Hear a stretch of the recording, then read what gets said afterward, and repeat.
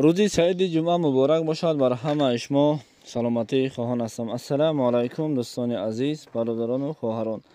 امروز جمعه هست 25 اپریل. $100 برابر به 1063 سومانی و این چنین 100 یورو برابر به 1211 سومانی. برادران عزیز، در ویدیو حتما به خاطر دیگران دیدن با خبر شدن یا لایک بمانید، به کانال ابونه شوید. رحمت برای دستگیری. خداوند شما راضی باشد. قربی دلار پایان رفت، روبل بالا می شود یا اینکه نه؟ چون سوال ها شده است. شما شکر نکنید که روبل به 124 و 134 است. این خیلی خوب است برای مردم ما. جاش آمد روبل 110 سوم شده بود. سلامت باشید. سلام دوستان. سنجش شناسنامه خارجی یعنی که زاگرام پاسپورت برای شما مشکل شده است و شما نمیتوانید در کجا چطور بسنجید. و ما پیش راه این مشکل شما را گرفتیم. شما اکنون میتوانید در خانه نشسته پاسپورت های خود را بسنجید و جواب درست را بگیرید. تنها با طریق واتساپ با این برادر صحبت کنید.